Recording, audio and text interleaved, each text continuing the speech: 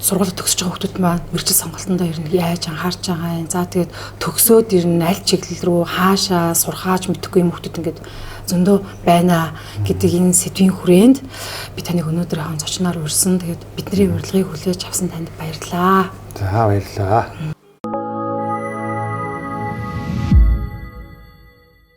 Нөгөө Америк гэдэг чи одоо холын мөрөөдөл биш болчоод байгаа гэд нөгөө талаасаа ярьдаг. Тий.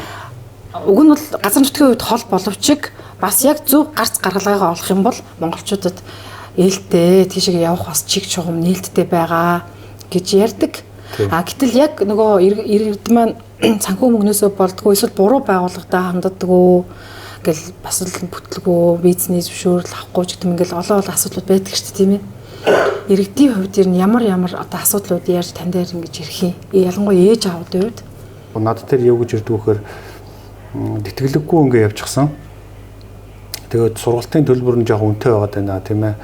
Жилийн одоо хэд байдгийн $30,000, $40,000, $50,000 төлөх шаардлагатай болоод байдаг юм аа. Тэгээд энэ манай гэрэлт хэрэгтэй байна. Танай байгууллага тэтгэлэг болох боломж байна уу ч гэдэг юм ингээд орж ирдэг. Тэрэн дээр бол манайх ингээд тэтгэлэг олгоод ингээд явуулдаг. Гэхдээ манай байгууллагын хувьд бол нийт Америкт бол 200 сургуультай гэрээтэй байдаг. Энэ 200 сургуулиуд маань системийн сургуулиуд гэж ярьдаг. Америкийн одоо можуудын улсын болон хувийн сургуулиуд байдаг хгүй.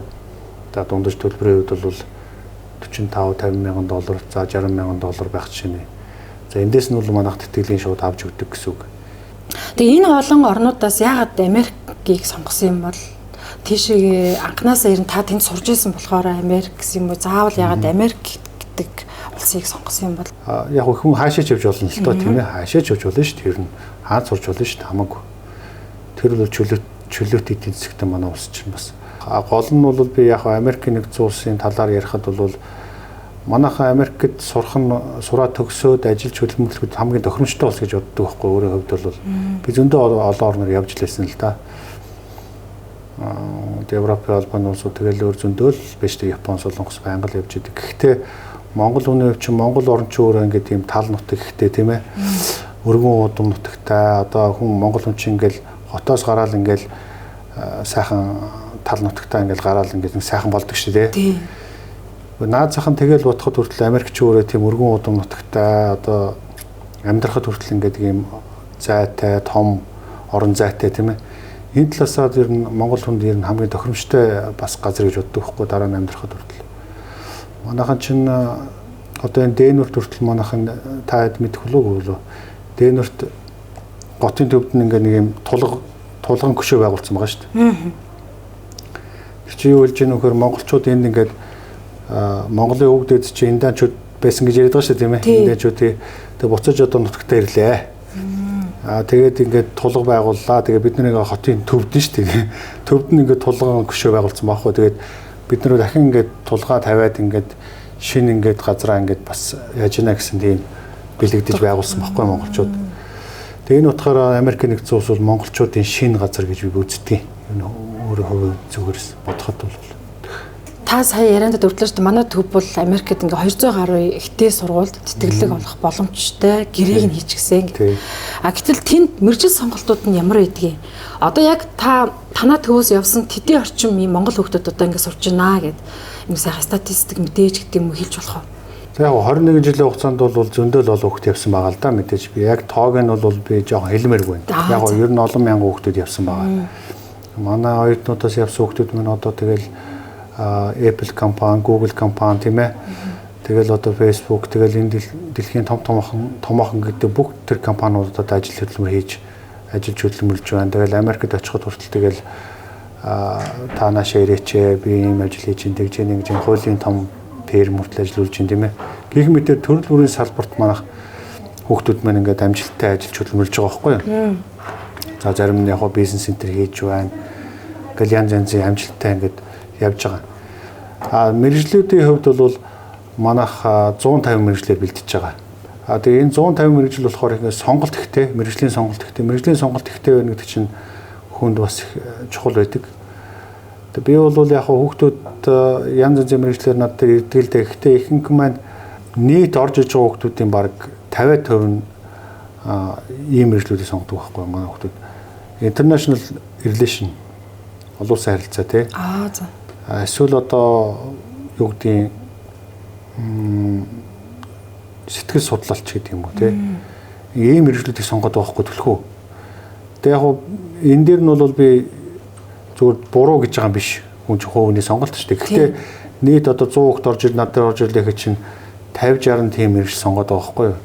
Тэгээ одоо олон улсын харилцааны мэргэжлүүд чи яг дараа нь дипломат энэ төр гэл тийм болох хүсэлтэй л байхал та хүүхдүүдийн дэврүү хүсэл тийм ээ. Гэхдээ бодит байдал чинь бас өөр шүү дээ. За Америк бол өөрөө нэг үйлдвэрчсэн орон ажлын байрны хувьд бол инженерүүд нарийн мэргэжилтэнгүүд хэрэгтэй байдаг газар байхгүй юу.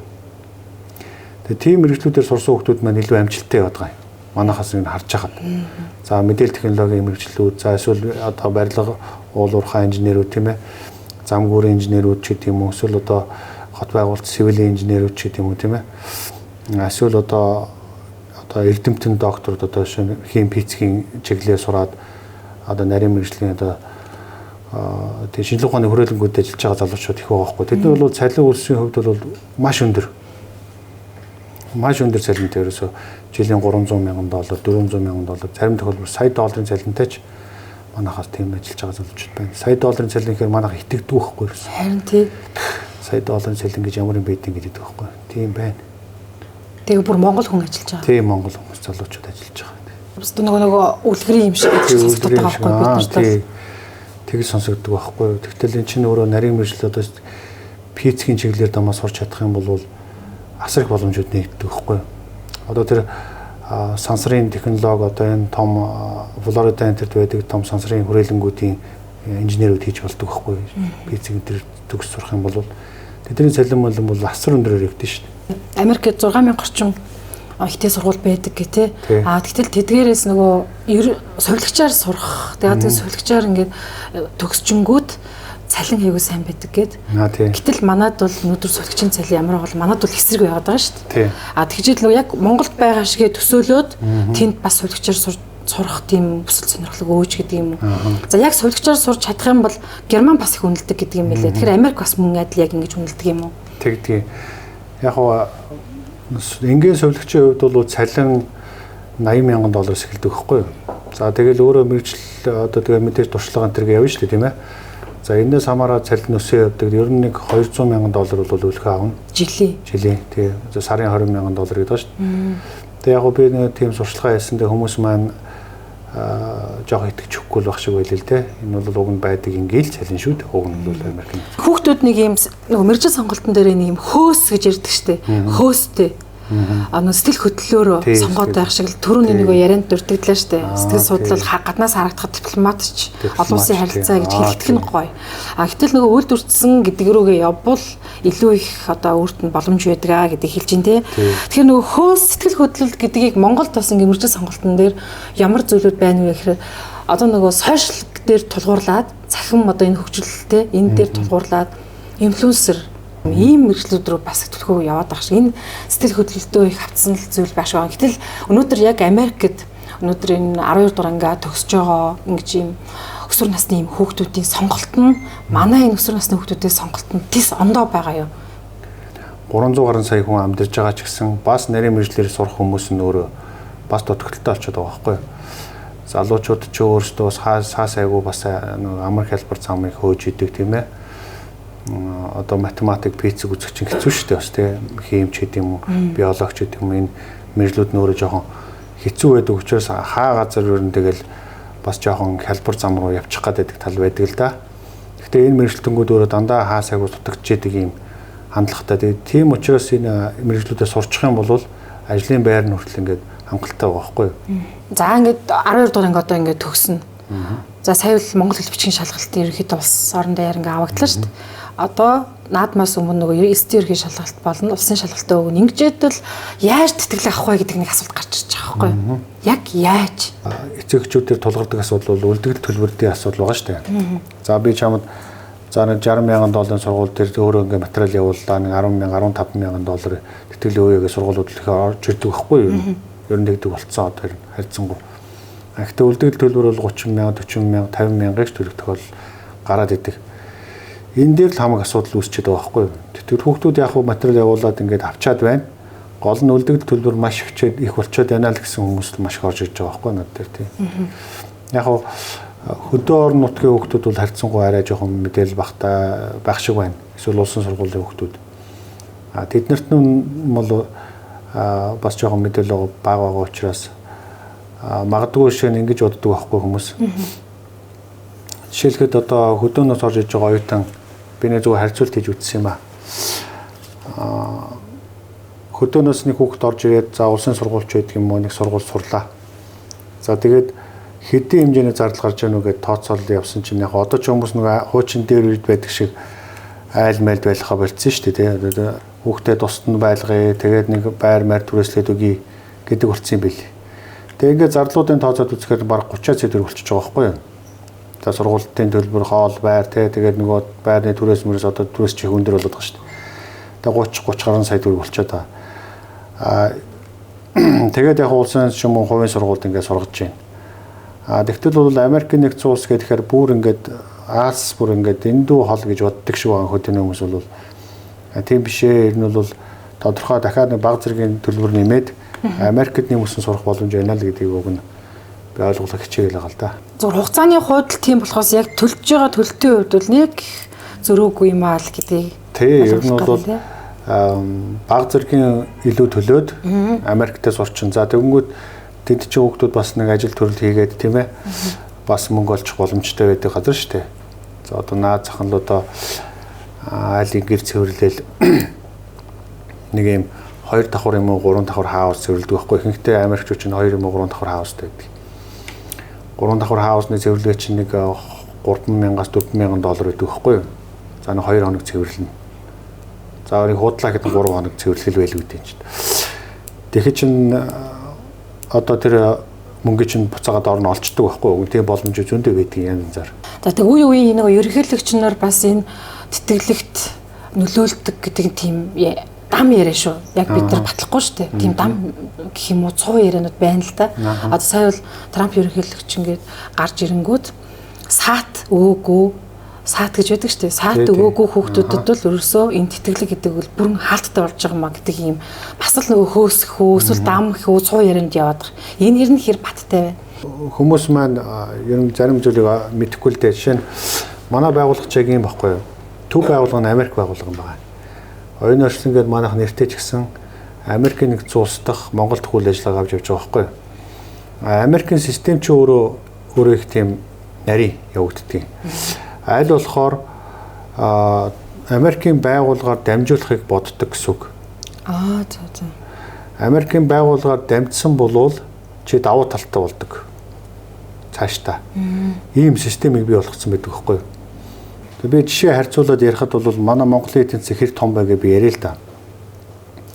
Монголын эдийн засаг өөрөө өнөөдөр 25 оны хувьд бол одоо байгаа бэлэн мөнгө бол нэг 5 тэрбум доллар байгаа гэж яриад байгаа. Монгол банк тэгж яриадсан. За тэгээд нийт одоо төсөв маань 10 тэрбум доллар хэмжигдээд байгаа байхгүй юу? Тэгэхэд манай сургуулиудын нэг сургуулийн жилийн төсөв 3 тэрбум доллар байгаа байхгүй юу? Нэг сургуулийн төсөв. Сургуулийн төсөв 3 тэрбум доллар. Тэгээ манай улсын 3.1 байна шүү дээ тийм ийм зүрэг байгаа. Өндөр төсөвтэй тий. Гэхдээ санаа нь юу хэлэх гээд нөхөр аль болохоор манай Монгол залуучууд олноороо ер нь Америкт ер нь сурч хөдөлмөрлөөд тэр боловсролыг эзэмших хэрэгтэй. Би тэгж бодож явдаг юм баггүй ер нь бол яг уу хятад явж болно, нээш тийш явж болно. Гэхдээ хятад бол зүгээр харьцуулаад хэлэхэд хятадын засгийн газрын тэтгэлэг гэдэг байдаг шүү дээ. Тий. Хятадын засгийн газрын тэтгэлэг бол өөрөө тодорхой мэргэжлүүд дээр л байдаг. Зочдуудлын менежмент. Нэг хүнд одоо нэг тийм яахгүй нь шүү дээ. Одоо монголчууд нэг зочдуудлын менежментээр бүгдээрээ сураад тэгээд Монгол улсын хөгжүүлэх юм бол чадахгүй шүү дээ, тий. Одоо Монголд хэдэн зочдууд байгаа вэ? Тий, зочдуудлын менежментээр сураад тий.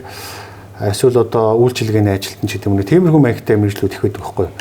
Тэгтэл улс орныг ямар мэргэжлүүд хүн бэлээд өгөхөөсөө усан цахилгаан станцын инженер тийм ээ юу гэдгийг сэргээгт эрчим хүч ингээм маш нарийн мэргэжлүүдээр хүн сурж иж улс орны чинь тэр том юмнуудыг хөдөлгөн штэ авч явна. Тэгээ тийм мэргэжлэлтэн байхгүй бол яахан тэгээд тэр чи яаж явж авах юм Тэгээд тэр мэрэгчлэнгүүд нь улс төрд орохгүй бол тэгс итгэж чадахгүй шүү дээ.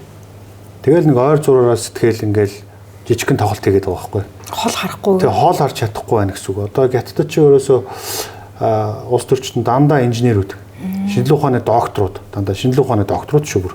Хим, физикийн докторууд, дандаа шинжилгээ ухааны эрдэмтэд ийм хүмүүсээ тэгээд улс төр тавьж байгаа. Мөнгөтэй хүн бол улс орныг авч явдаггүй маа, боловсралтай хүн л авч явдаг юм аа гэж. Тэр хүүхэд мэржлээ буруу сонгоод байгаа бол яах вэ? Одоо түрүүнийх шиг нэг инфлюенсер л би болно гэд ингээд суугаад байвал бас хэцүү те. Тэгэхээр хамгийн сайн зөвлөгөөг та ингээд одоо яг 12 дор ингээд төгсөж байгаа. Мэдээж тэр ээж аавдад те хүүхдтэй санаа зовж байгаа ээж аавдад хэлж өгвөл. Юу гэдэг одоо манай хүүхд ингээд нийгмийн шинжилгээ ухаанаар сурах гэдэг байна гэл те. Тийм сурах гэдэг байна. Эсвэл одоо түрүүний ярьж ирсэн олон улсын харилцаач гэдэг юм уу те. Ийм сургууль сүлж очтуудалч гэдэг юм. Тэгээ аль болохоор ингээд тэр хүүхдийг чи юундаа сайн байсан те ямар мэржлэлтэй одоо ийм дуртай байсан уу гэж хагаад аль болохоор инженерийн чиглэл нарийн мэржлэлөөр төлхөө хандуулах гад зориод идэг байхгүй юу. Тэгэхээр нөгөө хүүхд чи өөрөө шаал өрн ботч явж байгаа шүү дээ тий. Тэгэнгүүт энэ ах ч одоо юу яриад мэдрэлтэд байна гэд уурлагаар авчдаг байхгүй юу. Тэгэж хүний дургу хүргээд идэв. Гэхдээ миний зөв зориод байгаа юм бол оол аль болохоор ингээд сайн мэржлэнүүд те дараа нь тэр одоо бизнес удирдлагч байдаг юм тэр олон улсын харилцааны дараа сурч болно шүү дээ. Гол нь бол инженерийн мэргэжил тэр нарийн мэргэжлийг эсвэл шинжилгээ ухааны мэргэжлийг бол дараа нь хүн эзэмшиж чаддаггүй байхгүй. 25 хүрчээд 30 хүрчээд шинжилгээ ухааны чиглэлээ дахиад би судална гэж хийдэж тийм байхгүй. Тэгэхээр одоо энэ дэлхийн одоо энэ томчуудын бүх хүн газарч ерөөсөд аль болохоор шинжилгээ ухааны технологи энэ нарийн мэргэжлүүдийг аль болохоор төлхөө оруулж ийн залуучуудаа тэгж бэлдэж идэг байхгүй юу. Ер нь хүчрэг орон байхын тулд хүчтэй байх ёстой шүү дээ. Хүчтэй л байх ёстой шүү дээ. Тэг чинь мэдлэгтэй байх ёстой. Маш их нарийн мэдлгүүдийг эзэмшсэн байх хэрэгтэй. Хин дуртай эзэмшдэг мэргэжлийг эзэмшээгүй л байх ёстой байхгүй юу.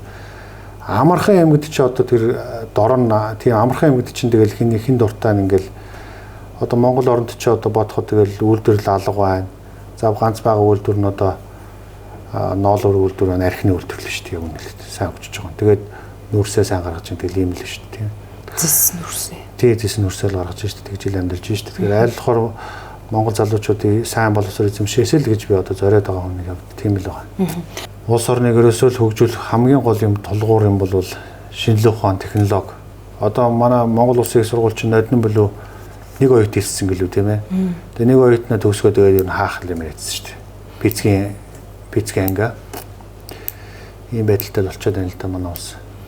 Уг нь тэр ангид л ингээл хүүхдүүд бүжгэнж явах хэрэгтэй тийм. Бүжгэнж явах хэрэгтэй тийм. Физик гэдэг чи одоо Элон Маск гэдэг хүн байгаа шүү дээ. Физик ч юм байхгүй. Тэгээ физикийг ойлгож байгаа учраас тэр хүн чинь тэр машин технологи хийхийг тэр ойлгож шүү дээ. Яаж одоо тэрийг үр ашигтайгаар тэр машиныг дэлхийд өрсөлдөх тэр юмнуудыг нарийн ойлгож байгаа хгүй. Тэгээд бас сансрын технологи ойлгож шүү дээ. Өөрөө Орос яваад тэр сансрын тэр хуучин социалист орны тэр юг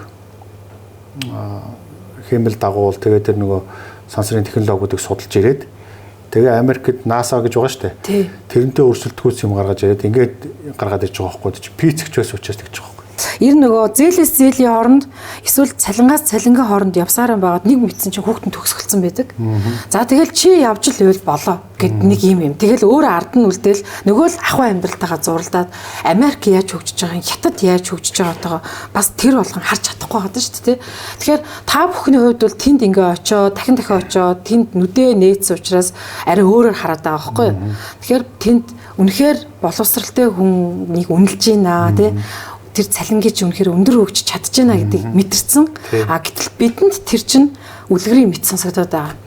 Тэгэхээр Америк амьдралыг заавал тэнд ингээд монголчууд өнөөдөр залуучууд тэнд ингээд Монгол улсаа хаяад амьдраасаа гэж хинч хүсээгүй шүү дээ. Хин зүгээр сураад Монголдоо ирээч гэдэг. Гэтэл одоо өнөөдөр ихэнх нь тэр Америк руу явах юм бол тэр хүүхдүүд ирэхгүй гэдэг байгаа шүү дээ. Тэгэхээр ирэх үү ирнэ? Баг. Тэгэхээр бол баг л байгаа л да. Гэхдээ би бол тэгж бодож байгаа. За мянган залуучууд явахад эн чинь ядаж нэг 20% нэрнэ шүү дээ. За тэгээ тэр залуучууд чинь ингээ буцаад Монголыг хөгжүүлэх нь хүмүүс бий болно шүү дээ. Тэгээд тэднээс чинь ер нь гэхдээ юм байт юм дөө. Ер нь Солонгос, Япон эднэр чинь бас дандаа юм ундаг байгаагүй шүү дээ.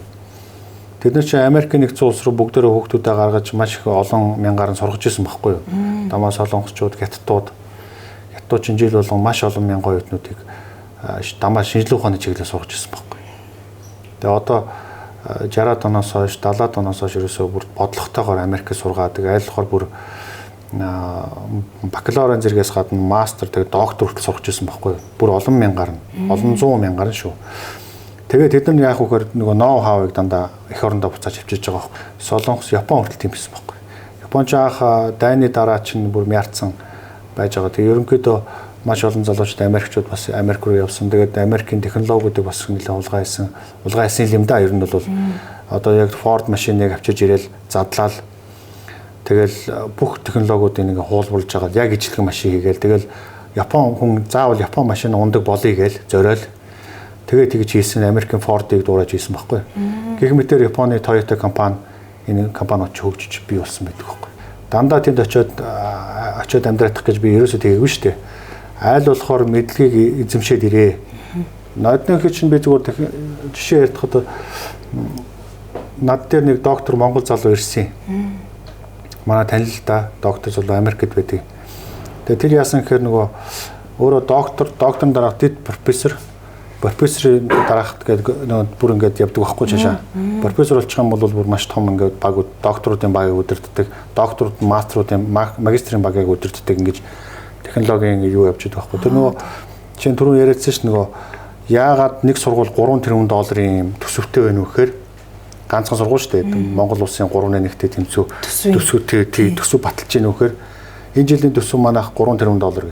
Чи нөгөө профессоруудаа компаниуд маш их мөнгө өгдөг байхгүй. За 50 сая доллар, 100 сая доллар тий 500 сая доллар өгье. Танаа сургуульд ийм шинжилгээ ухааны юм дээр ингээ ажиллаад өгөөч. Манай компани ингээд ингэж дандаа ингээ хоорондоо холбоотой явдаг байхгүй.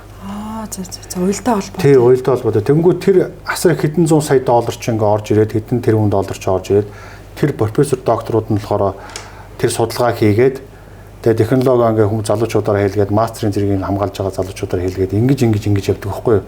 Тэгээд судалж хийсэн юмнуудаа технологийн компанидаа өгөөд тэр технологийн компани судалсан шууд юм шууд хэрэгжүүл явдаг байхгүй юу. Ингэж хоорондоо уялдаатай хөгжиж идэг байхгүй. Тэгээд ноднон болохоор юу болсон гэхээр Хятад доктор сурж байгаа 80 мянган шүү бүр 80 мянган хятад оюутнуудыг Америк бүгдийг хөөссөн. Яагаад л эдгээр үс ингээ маш их юм хулгай гэдэг байна. Үс ингээ технологи хулгай гэдэг байна гэд бүх докторууд хятад 80 мянган докторд хөөчөж байгаа байхгүй. Тэнгүүд нөгөө 80 мянган хүний сул орон тоо бий болчихж штэ тий. Тэгээ энэ дэндээс хайгаад одоо хаанаас ингээ доктор сурах хүн дандаа шинжилгээ ухааны технологийн чиглэлээр сурж байгаа хүмүүс байхгүй. Тэгээ Монголоос хайгаад гэсэн чи тийм олдог. Олж чадаагүй ерөөсөө нөө докторийн зэрэг хүртэл ингээ PC эрдэмтэн шинжилгээ ухааны чиглэлээр явдаг хүн маш ховор байд юм байна маад. Ихэнхдээ л хууль тий юу гэдгийг тийм хүмүүс байгаа тийм л. Тэгээ шинжилгээ ухааны чиглэлээр тэр болтны явдаг хүн одоо байхгүй болцсон юм байна. Нэг хэдэн гөгччүүд байна үнэ хэлэхэд. Тэгээ хүн олж чадаагүй явсан шүү дээ. Бид нар 20 сард 20 мянган долларын цалин өгөө зүгээр доктор суратхаа. Тэгээд ингээд тийм одоо тийм баг. Боловсролын эм чиглэлээр үйл ажиллагаа явуулдаг хүний хувьд энэ манай Монгол улсад боловсролын чиглэлийн дээр шүүмжлэлтэй ханддаг зүйлс байдаггүй. Одоо ингээ үе үеийн сайдраг гарч ирэхээр Кембрижийн хөтөлбөр, Тимч хөтөлбөр гэд ингээл доор байгаа нөгөө сурж байгаа хүүхдүүд маань л хохироод яваад байгаа юм шиг зүгээр санагддаг. Нэг олон ч мэрэгчлээ боловсролтой айхтар мундаг хүмүүс хэлдэг юм бэл. Таны үзэл бодол юм дээр ямар байдаг вэ? Одоо Кембрижийн хөтөлбөр гэдэг маань нэг юм хөтөлбөр байгаа шүү дээ. Зүгээр одоо нэг за математикийг ингэж заана англи хэлийг ингэж заана тий. Одоо юу гэдэг нэг юм математикийг ингэж заана гэдэг юм нэг тийм хөтөлбөр байгаа байхгүй юу? Өөрөөсөө боловсруулсан. Тэр нь одоо Кембрижээр Английн нэг тийм олон жил явцсан дээр хөлөөншөрөгдсөн дэлхийд нэг тийм хөтөлбөр яваад байна шүү дээ. Тэгээ яг муу юм биш бас сайн тал байгаа. Гэхдээ сул тал нь болохоор манайхан чинь өөрсдийн гэсэн юмг болчиход байна шүү дээ. Тэ? Тэр нь өөрөө сул тал болчиход байгаа юм л да. Тэгэхээр яг манайхан Монгол улс бол өөрийн гэсэн хөтөлбөртэй байх хэрэгтэй. Монгол улсын хөтөлбөр гэдэг юм байх хэрэгтэй. Тэр нь олон улсын Кембрижд очиод таарж идэг, Америкийн хөтөлбөрч таарж идэг, те Японы хөтөлбөрч таарж идэг. Гэхдээ Монголын юм хамгаалагдсан, дархлагдсан тийм хөтөлбөр яг ингээд зөвшөөрөгдсөн хөтөлбөр байж ах хэвээр л доо. Одоо жишээ нь Арабууд бол яаж ийм нөхөр Арабын Эмират энэ төр бол өөрсдийн хөтөлбөрөө ингээ боловсруулад дэлхийд тэрийг хүлээн зөвшөөрлөх гэдэг одоо сайхан хүлээн зөвшөөрүүлж байгаа чинь тий. Ань чинь өөрөө цаана том лобби явж байгаа л да бас. Яг л Кембрижийн хөтөлбөр гэдэг юм чинь өөрөө ингээ дэлхийд хүлээн зөвшөөрүүлээд тэрний цаана асар их мөнгө хийж байгаа байхгүй бас. Хүүхэд нь ингээд IELTS оноогоо авчаад байдаг. Танах чинь бол 5.5 гэж байгаа болов 5 гэж байгаа болов? IELTS-ийн 5.5 тавахад болж байгаа л да. Ер нь бол эсвэл Duolingo байж болдог. Яг нь ер нь бол магадгүй тэр хүүхэд одоо тэрнээс дээшээ авч чадахгүй ч юм уу тийм тохиолдол байна шүү дээ бас. Оноогоо ахиулах гэж чадахгүй тэгээд яаж явчмаар байдаг тийм ээ. 1-2 жил алдах гэдэг магадгүй зарим хүүхдүүд ч надад 4 жил алдсан хүүхдүүд болж идэг шүү дээ. 60-аас 100% тэтгэлэгт нөгөө эсэ бичлэг айгүйх чухал байгаа юу? Гэтэл сая бол нөгөө банан гэдэг нэг эсэ бичсэн хүүхэд 100% тэтгэлэг авчлаа шүү дээ тий. Тэгэхээр яг энэ эсэн дээр бас яг манай хүүхдүүд юунаар их алдаад идэгий. Магадгүй тэр Стэнфорд руу ч гэдэм үү өргөдлөх гээд шүү дээ. 100 авах гээд шүү дээ тийм ээ. Тэр тохиолдолд бол ерөнхийдөө эсэгээ өөрөө бичсэн байх хэвээр нэгдүгээр, хоёрдугаар тэр хүүхд үнэхээр чадвартай байх хэвээр. Ярьцлага авдیں۔ За чи ийм сэдв бичсэн юм те. Гэ чи ямар хувь ингээд угаасаа нөгөө 5 үгнээс тараа таниулна гэж байдаг байхгүй хүн. Одоо шинэ магадгүй тэр банан гэдэг юу гэдгийг тэр хүүхд тэнцэн байж магадгүй л дээ. Гэхдээ олон хүүхд харьцаж байгаа шүү дээ. Тэнгүүд тэр зөндөө олон эсэ шалгарсан байгаа шүү дээ. Магадгүй 10-20. Бүгдэндээ нь яриад тэр хүүхд магадгүй тэр эсэнээс биш баггүй юу? Эсэнээс биш яг үнэндээ.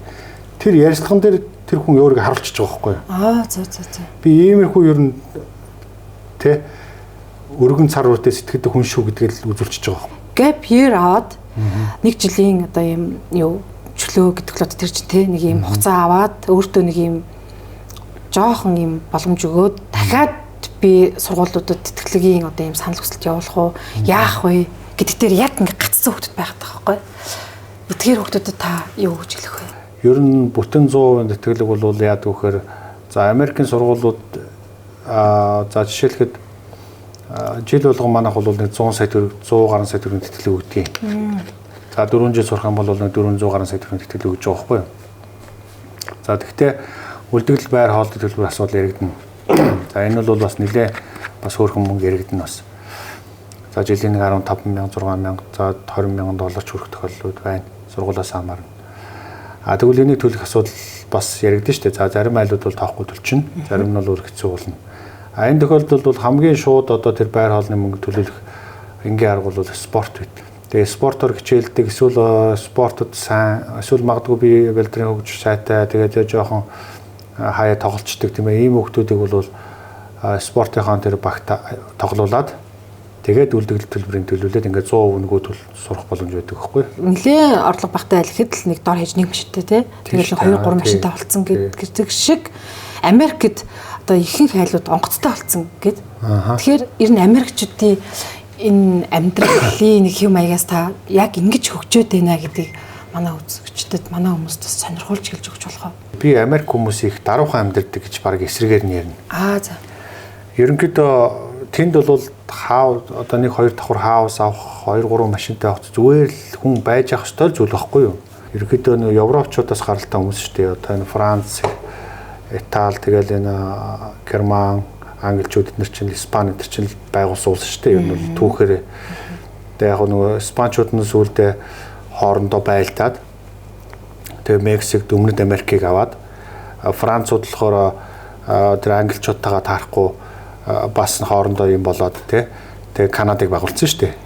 Канад ч өөрөө Франц байгуулсан улс. За тэгээд одоо хүртэл нөгөө хоёр дахь хэл нь Франц гэж яддаг шүү дээ тийм ээ. Тэгээ англичууд үндсэндээ бол Англи, Герман, Итали гэдэг тэр төвийн одоо тэр Европын улсууд нь тэр Америкийнхаа төвийг ингэж аваад одоо хүртэл одоо энэ төвийн мужуудаар бол Англи, Франц, Италичууд маш их байдаг байхгүй юу? Ер нь Герман тэр хүмүүс гаралтай хүмүүс байдаг. Танай энэ боловсролын төвд тэр визэн дээр ер нь одоо хэрэг боломж нээж өгдөг юм бол за одоо тэгээ сүүлд бол визний цаг олдох гэдэг дээр айгүйх нөгөө ойчор маш ихтэй. Тэгээд визний цаг авч өгнө гэдэг бүр бизнес гараад ирчихсэн байна л да. Боловсролын одоо виз бол яаралтад ордог. Өнөөдөр захиаллахад маргааш ч юм уу нөгөөдөр л орчдөг байхгүй юу? Эсвэл 7 хоногийн дараа ч юм орчдөг байхгүй юу? Тэрэн дээр манайх тусалж өгдөг.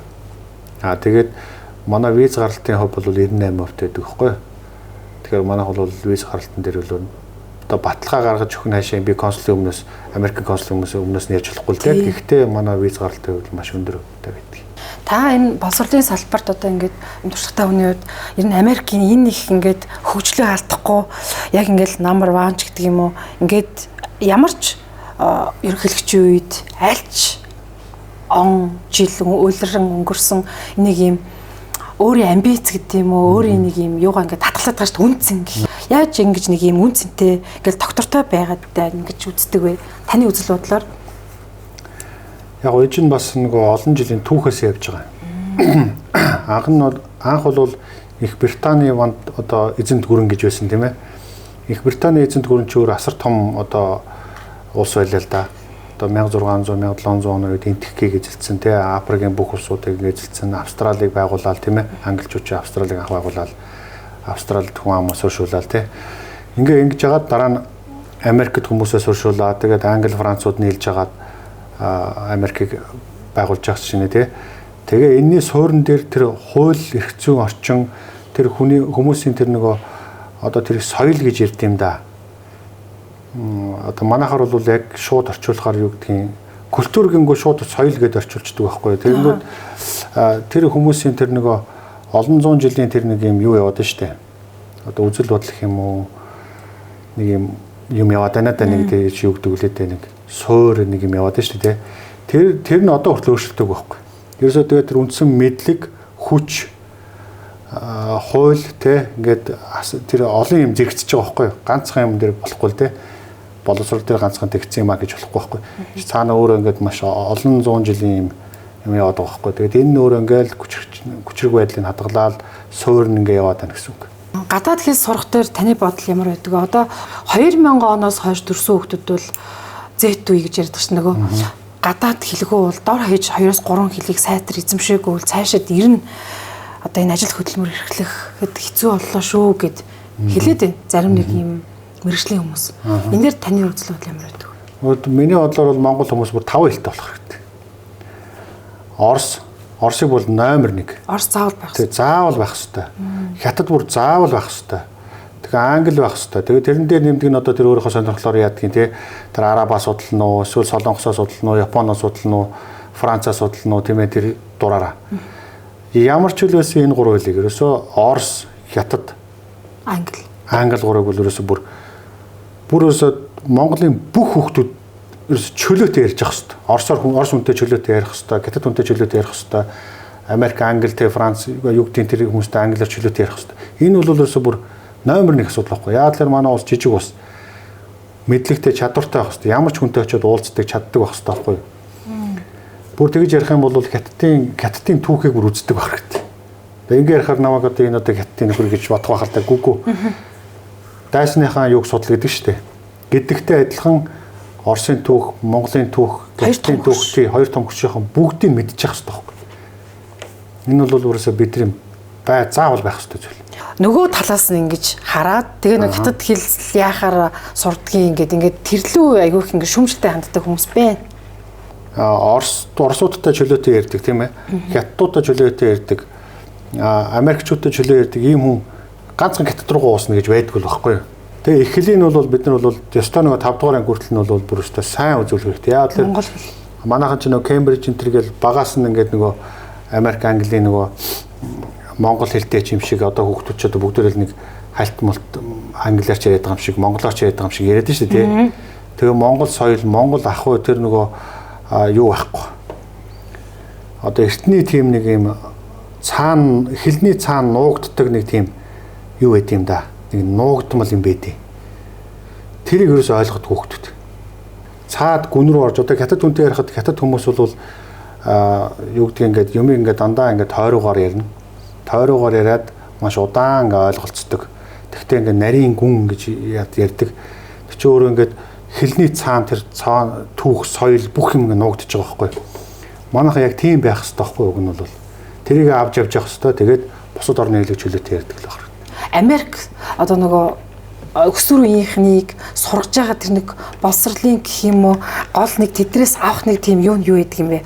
Тэд нар яг ингэж сургаад байгаа шүү гэмээр зүйл нь хүүхдүүдээ яг ингэж сургаж байгаа, босрал дээр нь ингэж анхаарч байгаа, ер нь ингэж байгаа шүү гэдгийг та яг ингэж нэг бодтой хэлж өгвөл. Уу яг тэр талаас нь бол би баг эсрэгээр нь боддог.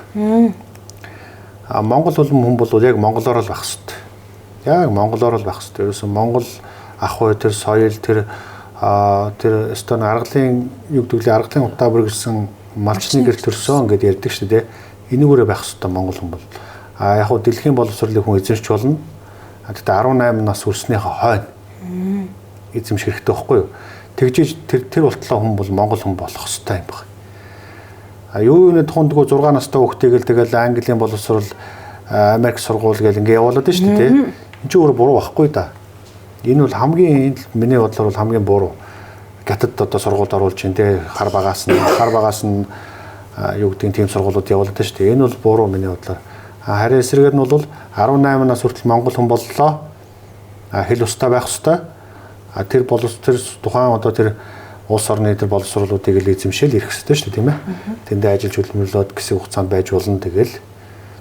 Монгол орн чинь тийм л байх ёстой. Тэгэхгүй л энэ чинь манай хүн ам багтай ийм улс чинь өөрөө дархлаатай байх ёстой шүү дээ. Манай подкаст чинь сонин гэсэн нэртэй. Тэгээ би зочдоос ер нь урлаг соёл улс төр гэл манайхан ч одоо яг салбар бол харгалцахгүй юм зочд маань ордог. Тэгээд та яг энэ боловсролын салбар гэхүү за ер нь энэ нийгэмд те танд нэг харагдаад байдаг. Эсвэл одоо Америкаас ингээл Монголдо ирэх гэдэг юм уу? Нэг сонин санагдаад байдаг тэм зүйл байдаггүй. Би бол яг нэг ингэж харддаг шүү дээ. Монголын хөгжлийг туулах ёстой замаараа яг явж байгаа. Тэг яг одоо Америкийн түүх мөхийг уншаад судлаа. За Францын түүхийг ч гэдэм үү тийм ээ. Энэ улс орнууд Италийн түүх ч гэдэм ингээд судлаад ахаар энэ хөгжсөн орнууд яг манай одоо яг Монголын явагдаад байгаа тэр зүйлийг яг л давтцсан байдаг байхгүй. Тэгээ манайх бол яг тэр зарчмаар яг яваад байгаа. Гэтэ жаахан хурдтай. Тэд нар болохоор нэг 100 жил 200 жил туулсан болвол манайх магадгүй нэг 50 жил туулах магадaltaй байгаа байхгүй. Ерөнхийдөө монголчуудын ярьж байгаа байдал те одоо ингээд юу яаж байгаа тэр бүхэн яг л тэр гадны орнуудын туулсан замыг л одоо яг үргэлжлээл туулаа яваад байгаа. Тэр нь над сонирхолтой л байдгийг. За тэгээ цаашдын ер нь зорилтууд тэгээд ер нь одоо Америктайгаа ингээд тэр 200 сургуультайгаа чинь 18-аас хэдэн нас гэж заагаад болоо 40 хүртэлх нас гэж заагаад байгаа шүү дээ. Ер нь нэг давуу онцлогоо тэгээд ер нь танайх ямар хүмүүс яаж хандах уу гэд өөрийнхөө яг энэ нэг сургалтынхаа төвтэй холбоотой давуу сайхан зүйлсээр хоёулаа ярьцлага өндөрлөё. Манай байгууллагын хувьд бол Америк нэгдсэн улсад сурж боловсрыг гэсэн одоо 18 нас 16-аас л та 16-аас ер нь 40 нас хүртэлх залуучуудыг ер нь 150 мэргэжлэр бол эсэлт авч ингэж тэтгэлэг өгч явуулж байгаа. За тэгээд тэтгэлгийн хувьд бол манайх баталгаа гаргаж өгдөг. За найдвар тэтгэлэг авах нь шүү дээ тийм ээ. За авах юм болов уу, юм болов гэх юм байхгүй. Эргэлзээ байхгүй ямар ч байсан тэтгэлэг аваад виз аваад ингээл 98% виз аваад ингээл сурж болно л гэсэн тийм нөхцөлийг манайх олгож байгаа л гэсэн үг. За ингээд таны энэ боловсролын тий одоо төвийнх нь энэ 2025 оных нь одоо маш олон хүмүүсийн одоо боловсролын тий замыг гэрэлтүүлж өгдөг энэ чинь бас сайхан ажил шүү дээ буянтай тий. Тэгээд энэ гигэн сайхан ажилд нь өндрөөс өндөр амжилт хүсье. За баярлалаа. Та бүхнийг надад зорж иж оруулсан нэгэ баяртай байна. За баярлалаа.